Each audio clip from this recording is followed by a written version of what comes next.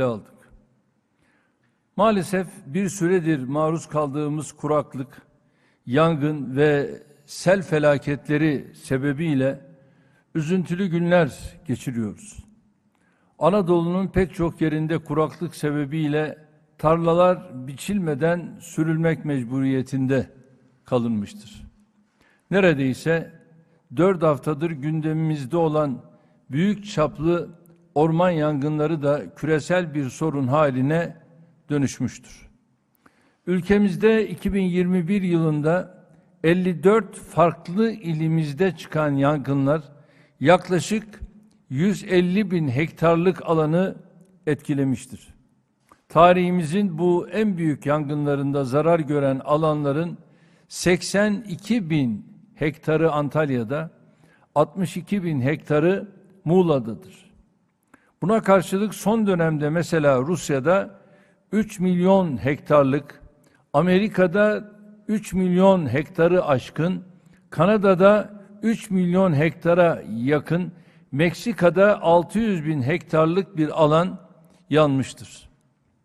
Avrupa'nın pek çok ülkesi de yangınlarla boğuşmaktadır. Ülkemizdeki yangınların en azından bir kısmında terör örgütlerinin sabotaj şüphesi olmakla beraber genel bir afet haliyle karşı karşıya bulunduğumuz açıktır.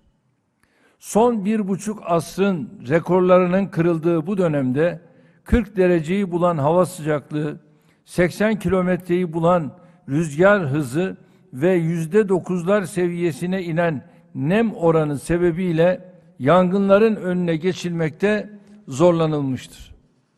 Manavgat'ta başlayan ve giderek yayılan yangınlara karşı devletimiz ilk andan itibaren tüm imkanlarıyla mücadelesini vermiş, vatandaşlarımızın yanında yer almıştır. Böylesine bir felaketi dahi istismar edenlere rağmen milletimizle birlikte bu büyük afetin üstesinden gelmeyi başardık. Yangınlara toplam 18 uçak, 68 helikopter, 9 insansız hava aracı, 1000'in üzerinde arazöz, 680 iş makinesi, 6000'den fazla personel ve binlerce gönüllü ile müdahale edilmiştir. Ayrıca diğer kurumlar ve belediyelerden de 8000'in üzerinde personel ve 1000'in üzerinde araç desteği sağlanmıştır. En son Köyceğiz'le birlikte büyük yangınların tamamı kontrol altına alınmıştır. Soğutma çalışmaları sürmektedir. Sadece 28 Temmuz'dan sonra başlayan yangınlarda ormanların yanı sıra 72 bin dekar ekili ve dikili alan, 1000 dekara yakın sera, 2590 ton depolu ürün, 2600 tarımsal yapı zarar görmüştür. Bunun yanında yangınlarda 395 büyükbaş hayvan, 4505 küçükbaş hayvan, 7749 arı kovanı, 29600 kanatlı hayvan itlaf olmuştur. Yangınların en yoğun olduğu dönemde Türkiye'ye uçak ve helikopter dahil çeşitli araçlar ile yangın söndürme ekipleri gönderen dost ülkelere milletim adına bir kere daha şükranlarımı sunuyorum. Orman yangınlarıyla mücadelemize destek için Rusya'dan gelen bir uçağın Kahramanmaraş'ta düşmesi sonucu 5'i Rus ve 3'ü Türk 8 personelin hayatını kaybetmiş olmasından milletçe büyük bir üzüntü duyduk. Aynı şekilde yangınlar sırasında hayatını kaybeden orman işçilerimizin ve vatandaşlarımızın acısı da yüreğimizi yakıyor. Orman yangınlarıyla canları pahasına mücadele eden kahramanları milletim adına hiçbir zaman unutmadık, unutmayacağız. Yangınlarda maddi zarar gören vatandaşlarımızın kayıplarının telafisi için gereken her türlü çalışma yürütülmektedir. Zarar tespitleri yapılmıştır. Buna göre yıkık, acil yıkılacak ve ağır hasarlı olarak sadece Antalya ve Muğla'da 2486 bağımsız bölüm belirlenmiştir. Evleri tamamen kullanılamaz hale gelen vatandaşlarımıza en geç bir yıl içinde yeni konutları teslim edilecektir. Tüm hayvan kayıpları hibe olarak karşılanacaktır. Bitkisel üretim alanlarının ihyası için ihtiyaç duyulan fide, tohum, fidan gibi ürünler bedelsiz olarak hak sahiplerine verilecektir. Çiftçilerimizi yüksek katma değerli alternatif tarım uygulamalarına yöneltmek için projeler hayata geçirilecektir. Yanan ormanlarımız anayasamızın 169. maddesine uygun şekilde tekrar canlandırılacak, tarım ve turizm dahil kesinlikle başka bir amaç için kullanılmayacaktır. Bu çerçevede ilk etapta 84 milyon vatandaşımızın her biri için 3 adet hesabıyla 252 milyon fidan yıl bitmeden toprakla buluşturulacaktır. Bugüne kadar 5,5 milyar fidanı, ağacı toprakla buluşturmuş, ülkesinin orman alanını 2 milyon hektar artırmış bir hükümetiz. Yanan yerleri en kısa sürede yeniden ağaçlandıracağımızdan da kimsenin şüphesi olmasın. Yangınların ilk başladığı andan itibaren Tarım ve Orman Bakanımız, Çevre ve Şehircilik Bakanımız, İçişleri Bakanımız, Ulaştırma ve Altyapı Bakanımız, Enerji Bakanımız, Dışişleri Bakanımız sürekli bölgede bulunmuşlardır. Diğer bakanlarımız da zaman zaman bölgeye giderek kendi alanlarıyla ilgili çalışmalara katılmışlardır. Ayrıca milletvekillerimiz, bakan yardımcılarımız, kurum yöneticilerimiz de sahayı paylaşarak çalışmaların koordinasyonunda görev almışlardır. Kızılay gibi, AFAD gibi kuruluşlarımız buralarda sürekli görev icra etmişlerdir. Aynı şekilde silahlı kuvvetlerimiz, kara kuvvetlerimiz, bunun yanında jandarma bütün imkanlarıyla seferber olmuştur. Ve bütün bu çalışmalarla bizzat yangın bölgelerine giderek hem de sürekli oradaki arkadaşlarımızla temas halinde olarak süreci yakından takip ettik. Afet bölgesi ilan ettiğimiz yerlerdeki vatandaşlarımıza pek çok destek ve erteleme imkanı sağladık. Bu büyük afetten gereken dersleri de elbette çıkardık. Yaşanan tecrübelerin ışığında orman yangınlarıyla mücadele konusundaki planlar ve uygulamaları gözden geçirerek böylesine büyük afetlere karşı daha hazırlıklı olunmasını da sağlayacağız. Bu çerçevede özellikle sorumlu kurumların kapasitelerinin genişletilmesi konusunda kapsamlı bir çalışma yapılacak.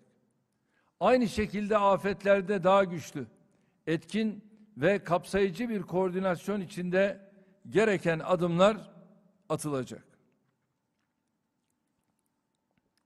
Yaşadığımız bu büyük yangınlar için milletimize bir kez daha geçmiş olsun diyoruz. Aziz milletim, İç Anadolu'da bazı bölgelerimiz kuraklıkla mücadele eder. Güney bölgelerimiz yangınla kavrulurken, Karadeniz kıyılarımızdaki şehirlerimiz de sel felaketlerine maruz kalmıştır. Doğu Karadeniz'de, Rize ve Artvin'de, Batı Karadeniz'de ise Bartın, Sinop ve Kastamonu'da kısa sürede yağan büyük miktarlı yağışların yol açtığı sel afetleri yaşanmıştır. Kastamonu'nun Bozkurt ilçesinde metrekareye 453 kilogram, Küre'de 394 kilogram, Devrekani'de 386 kilogram, Bartın'ın Ulus ilçesinde 362 kilogram, Sinop'un Ayancık ilçesinde 331 kilogram yağış düşmüştür.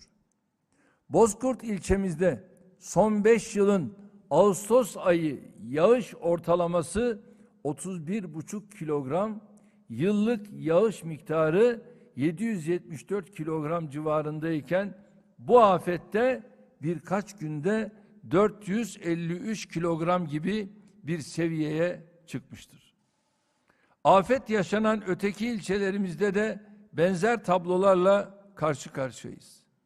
Sadece 2,5 günlük yağışları ifade eden bu rakamlar ülkemizin diğer pek çok yerindeki yıllık yağış toplamının bile birkaç kat üzerindedir. Böylesine büyük bir yağışa hiçbir altyapının dayanması mümkün değildir. Yüksekliği 5 metreyi bulan sel suları önlerine gelen her şeyi sürükleyip denize doğru akmıştır. Ülkemizin hemen her şehrinde olduğu gibi buralarda da elbette imardan ve yapıdan kaynaklanan sorunlar vardır. Ama karşımızda tarihte ender rastlanacak bir afet olduğu gerçeğini de göz ardı edemeyiz. Sel sularının yerleşim yerlerini tehdit etmeye başladığı andan itibaren tüm kurumlarımız harekete geçmiştir. İçişleri Bakanımız, Çevre ve Şehircilik Bakanımız, Ulaştırma ve Altyapı Bakanımız, Enerji Bakanımız, Kültür ve Turizm Bakanımız, ilgili diğer tüm yöneticilerimiz çalışmalara bizzat nezaret etmektedir.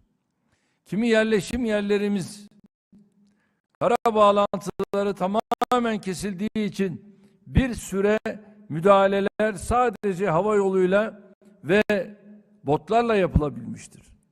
Daha sonra bu bölgelerin kara bağlantısı Türk Silahlı Kuvvetlerimiz tarafından kurulan portatif köprülerle tekrar sağlanmıştır.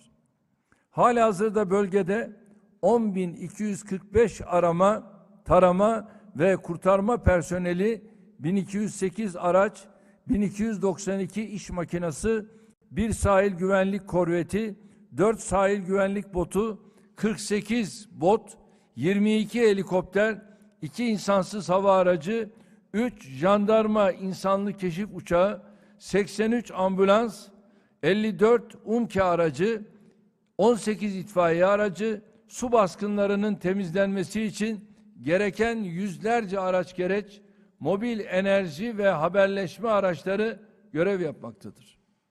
Ve helikopterle gördüğünüz gibi mobil jeneratör ta dağların başına çıkarılmış, oraya bırakılmış ve orada da evlere elektrikler verilmiştir. Sel suları altında kalan yerlerdeki vatandaşlarımız hava ve kara araçlarıyla güvenli bölgelere taşınmıştır. Evleri, iş yerleri, araçları, su ve moloz yığınları altında kalan vatandaşlarımızın iaşe ve ibadete ihtiyaçları için gereken tedbirler alınmıştır. Bir yandan arama tarama, bir yandan enkaz kaldırma, diğer yandan hasar tespit çalışmaları sürmektedir. 3 ilde toplam 970 konut ve 100 köy evinin yıkık, acil yıkılacak ve ağır hasarlı olduğu belirlendi. Hasar gören 4 ayrı sanayi sitesi de tekrar inşa edilecektir. Yeniden yapılacak evlerin projeleri hazırdır. Yakında inşasına başlıyoruz. İlçelerimiz ve köylerimizdeki ulaşım, elektrik, içme suyu, kanalizasyon, yağmur suyu, atık su arıtma tesisi gibi altyapı sorunlarına hızlı bir şekilde müdahale ediliyor. Öyle ki karadan ulaşılamayan yerlere havadan mobil santraller nasıl götürdüysek elektrik ihtiyacını o şekilde nasıl karşıladıysak diğer ihtiyaçları da aynı şekilde karşılayacağız. Afet bölgesi ilan ettiğimiz ve mücbir sebep uygulamasını devreye aldığımız yerlerde vergi ertelemelerinden kredi desteğine kadar pek çok imkanı vatandaşlarımızın hizmetine sunduk. Acil ihtiyaçlar için 3 ilimize toplam 73 milyon lira ödenek gönderdik. Ayrıca sel felaketinin izlerinin silinmesi için AFAD bünyesinde bir yardım kampanyası başlattık. Kabinemizdeki bakanlarımız ve diğer çalışma arkadaşlarımızla birlikte 7.430.000 liralık bir katkıyla bu kampanyaya bizler de kabine üyeleri olarak iştirak etme kararı aldık. En büyük üzüntümüz can kaybımızın çok olmasıdır. Şu ana kadar sele kapılan 78 vatandaşımızın cenazesine ulaşılmıştır. Kayıp olduğu bildirilen vatandaşlarımızı yine arama çalışmalarımız devam ediyor. Hayatını kaybeden vatandaşlarımızın çoğunluğu selin neredeyse tamamını yuttuğu özellikle Kastamonu, Bozkurt ilçelerimizdendir. Sinop, Ayancık'ta da ciddi can kaybımız vardır. Bartın'da kayıp olan bir vatandaşımızın naaşına ulaşılmıştır. Sellerde hayatını kaybeden vatandaşlarımıza bir kez daha Allah'tan rahmet, yakınlarına ve milletimize başsağlığı diliyorum. Yağışların Karadeniz'in farklı bölgelerinde devam edeceği görülüyor. Buradan bölgedeki vatandaşlarımızı sel baskınlarına karşı dikkatli olmaya, kurumlarımızı tedbirlerini artırmaya davet ediyorum. Aziz milletim, iklim değişikliğinin yol açtığı tabiat olaylarının artarak süreceği anlaşılıyor. Esasen ülkemizin deprem, sel, heyelan, yangın, kuraklık dahil her türlü tabii afete karşı müdahale konusunda iyi bir birikimi, hazırlığı, teçhizatı vardır. AFAD başta olmak üzere bu konuda sorumluluk sahibi kurumlarımız ülkemizin sınırlarını aşan başarılara imza atmaktadır. Ancak yaşadığımız hadiseler bu konudaki kapasitemizi daha da geliştirmemiz gerektiğine işaret ediyor. Devlet en çok da zor zamanlarında, kötü günlerinde vatandaşının yanında olmak, onun yaralarını sarmak için vardır.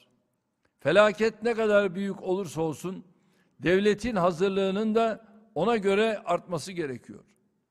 Deprem hazırlıkları konusunda kapsamlı bir çalışma zaten yürütüyoruz. İlaveten orman yangınları, sel baskınları ve heyelan afetleri ile kuraklığa karşı planlarımızı gözden geçirip yenileyeceğiz. Daha etkin koordinasyon, daha hızlı müdahale, daha eğitimli arama kurtarma birimleri, daha güçlü araç gereç altyapısı için gereken adımları atıyoruz ve süratle atacağız. Afetler konusundaki ihtisas kurumumuz AFAD'ı daha da güçlendireceğiz. Ayrıca Türk Silahlı Kuvvetleri, jandarma, emniyet gibi altyapısı güçlü birimlerimizin mevcut imkanlarını daha etkin değerlendirecek bir sistem kuracağız.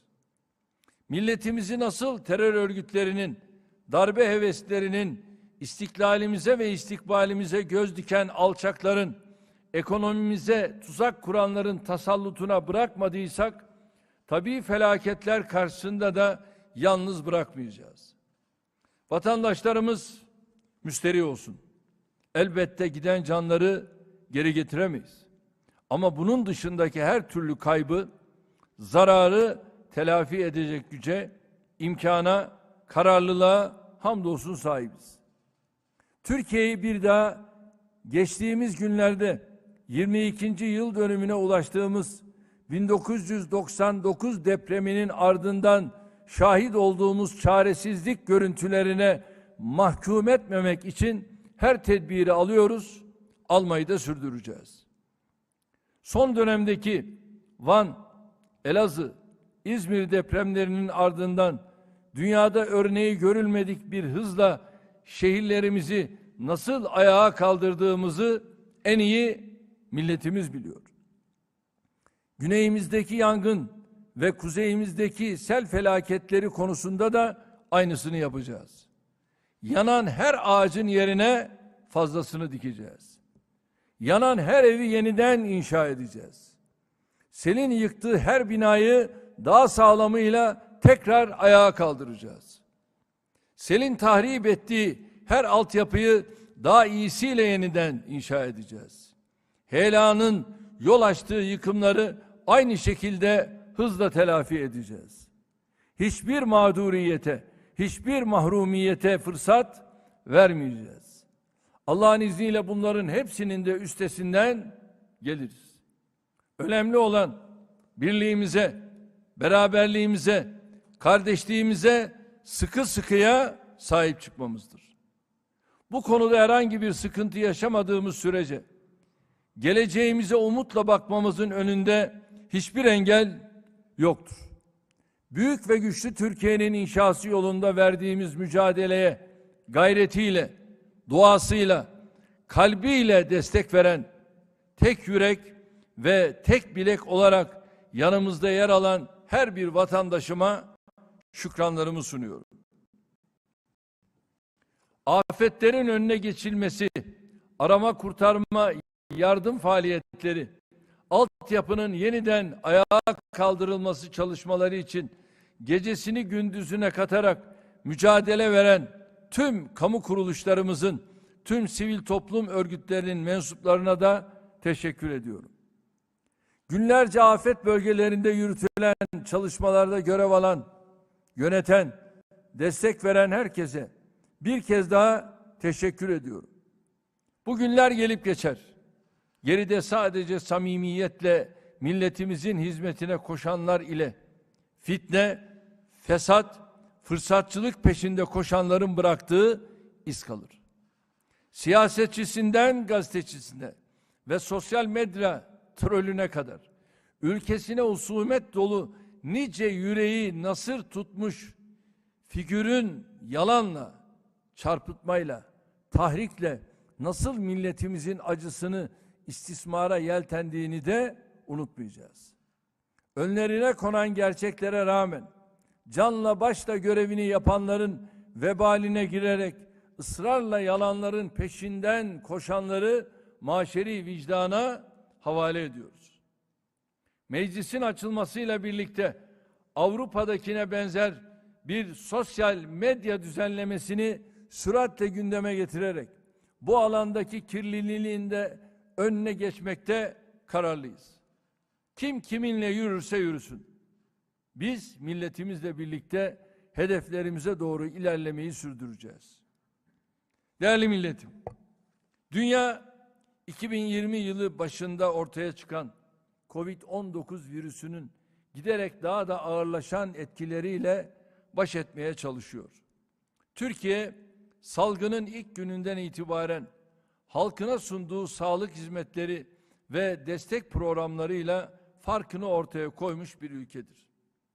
Hastanelerimiz, sağlık personelimizin gayreti ve sahip olduğumuz güçlü altyapı sayesinde zirve dönemlerinde bir parça zorlanmış olsa da salgının üstesinden başarıyla gelmiştir. Özellikle şehir hastanelerimizin bu süreçte ne kadar kritik rol oynadığını vatandaşlarımız gayet iyi biliyor. Pek çok ülkenin aksine maskeden teste kadar hiçbir konuda eksiklik çekmedik.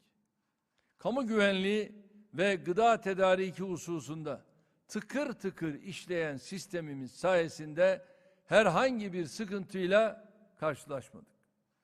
Üretimin kesintisiz sürmesini temin ederek istihdamda dramatik bir düşüşle karşılaşmadık. Tam tersine, bilhassa son dönemde ciddi bir sıçrama yaptık. Bu güzel tablonun yansımasını yılın ilk 7 ayında 200 milyar doları aşan ihracatımızla gördük. Hizmetler ve turizm sektöründe de hızlı bir toparlanmaya şahit oluyoruz. Salgına karşı en güçlü mücadele aracı olan aşılamada da dünyada ilk sıralarda yer alıyoruz. Hamdolsun aşı tedariki konusunda oldukça iyi bir noktadayız. Birden fazla kanaldan temin ettiğimiz aşıları sağlık kuruluşlarımızda oluşturduğumuz birimlerde hızla vatandaşlarımızın istifadesine sunuyoruz.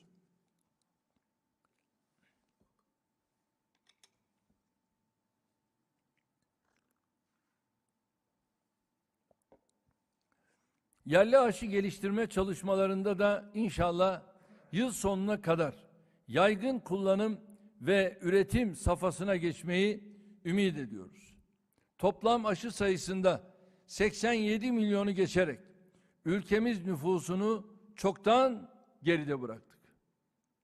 İlk dozda 46 milyon, ikinci dozda da 35 milyon kişiye doğru gidiyoruz.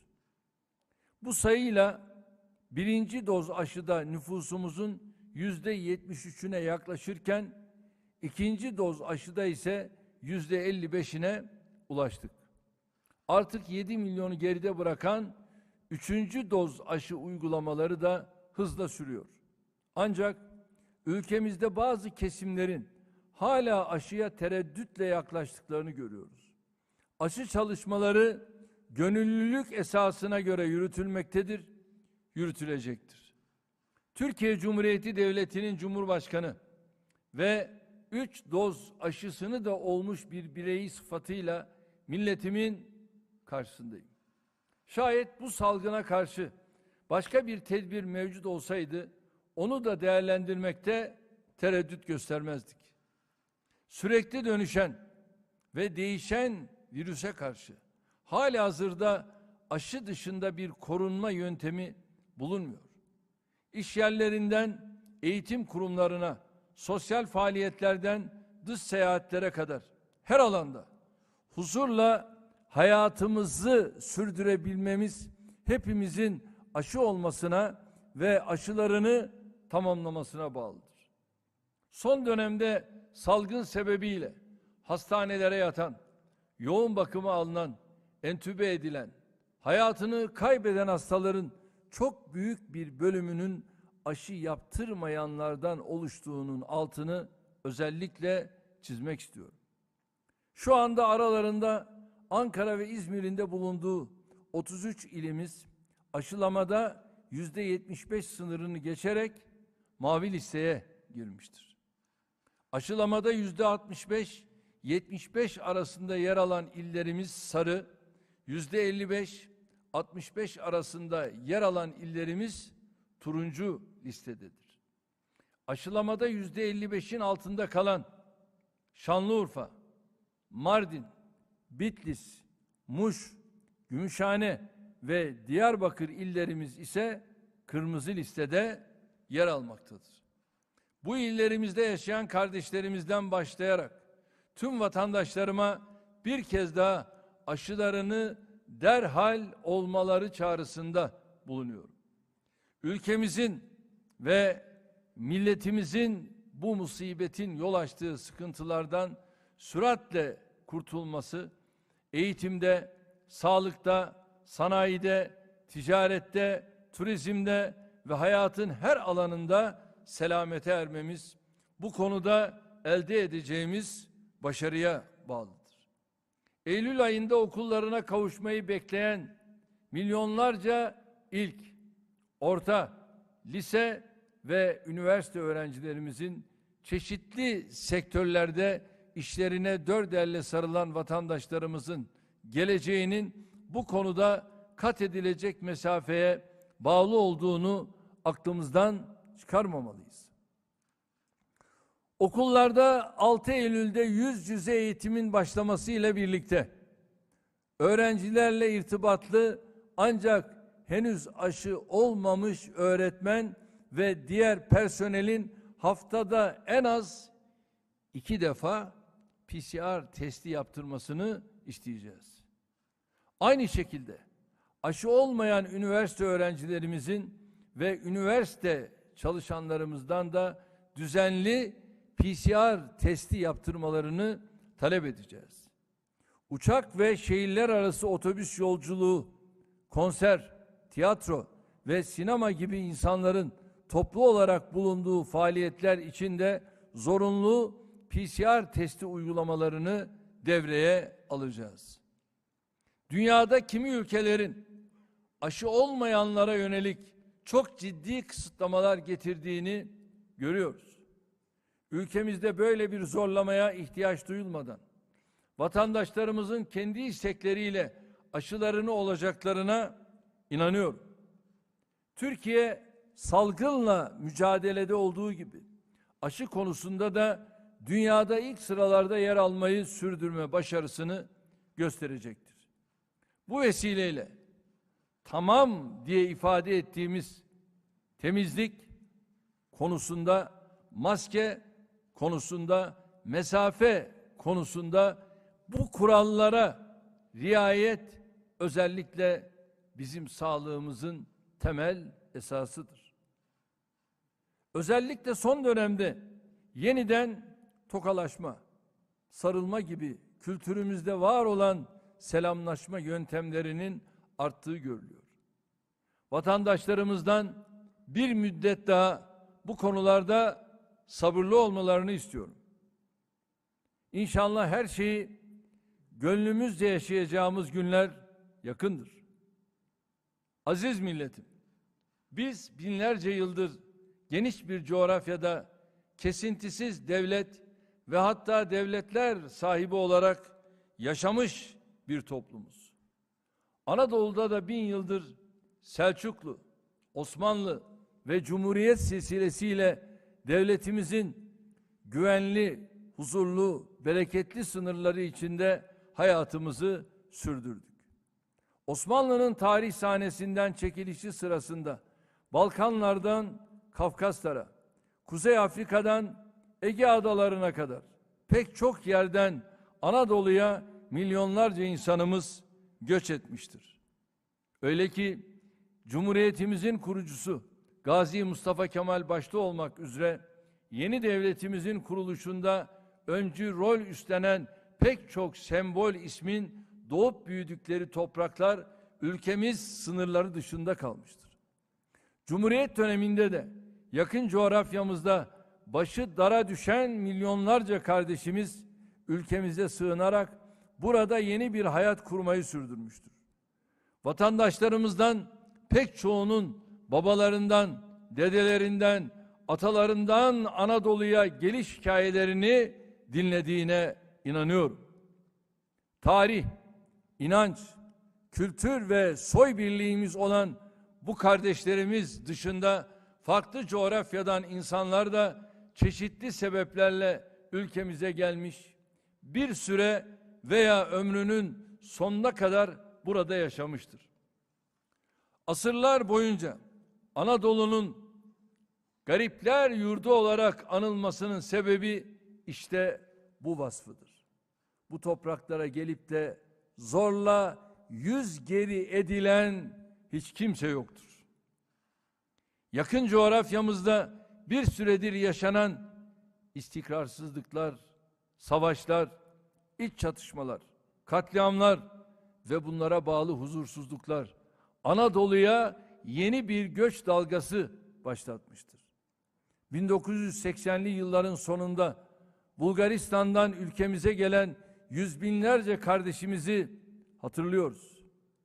1990'lı yılların başında Kuzey Irak'taki çatışmalardan kaçarak topraklarımıza sığınan ve sayıları milyonu aşan kardeşlerimizi hatırlıyoruz.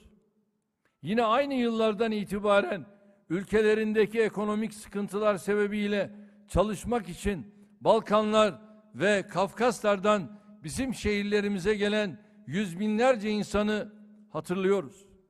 Suriye'de 2011'de başlayan iç savaşın ardından giderek artan sayıda ülkemize sığınan kardeşlerimiz oldu. DAEŞ ve PKK saldırıları sırasında hem Irak'tan hem Suriye'den ülkemize sığınan çok sayıda kardeşimiz vardı. Bir süredir de Güney Asya'daki istikrarsızlık ve yoksulluktan kaçarak çoğu da buradan Avrupa'ya geçmek için ülkemize gelenler bulunuyor.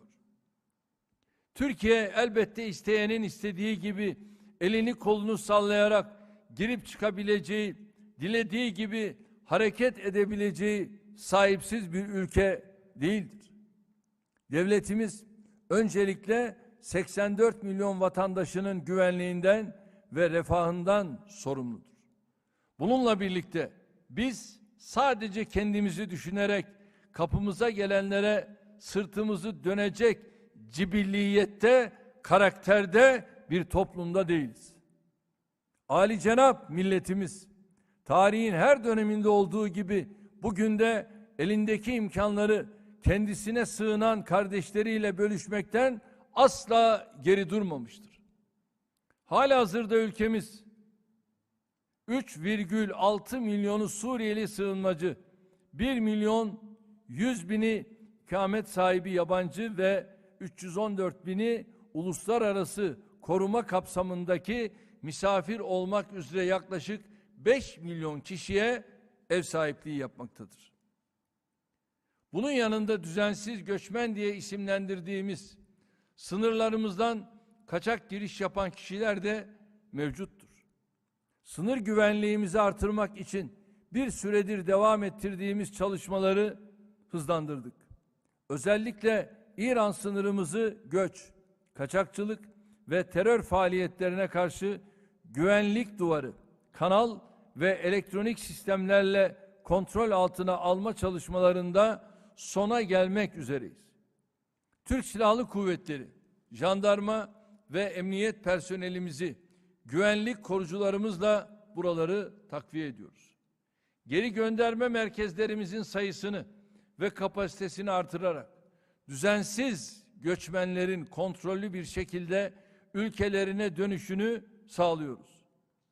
Aldığımız tedbirler sayesinde ülkemizde 2019 yılında 455 bin olan düzensiz göçmen sayısını 2020 yılında 122 bine indirdik. Bu yılın ilk 7 ayında da 77 bin düzensiz göçmeni yakaladık. Son 3 yılda yakaladığımız düzensiz göçmenlerin yaklaşık yarısı Afganistan uyrukludur.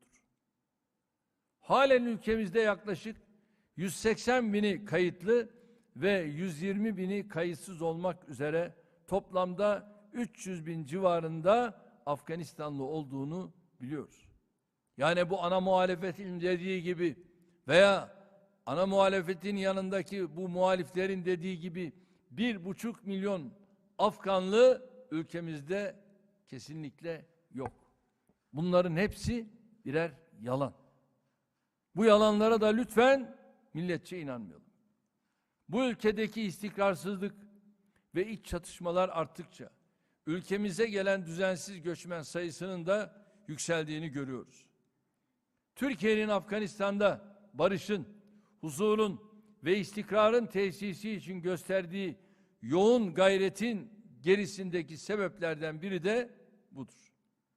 Bilindiği gibi bir süredir Amerika'nın Afganistan'dan çekilişi sonrasında bu ülkede inisiyatif üstlenme konusunda çeşitli görüşmeler yapıyorduk. Ancak henüz bu görüşmelerimiz neticelenmeden Taliban ülkenin neredeyse tamamını kontrolü altına aldı. Bizim gayemiz öncelikle bu ülkenin istikrarı ve güvenliği olduğu için gerekirse Taliban'ın kuracağı hükümetle de görüşüp ortak gündemlerimizi konuşacağız.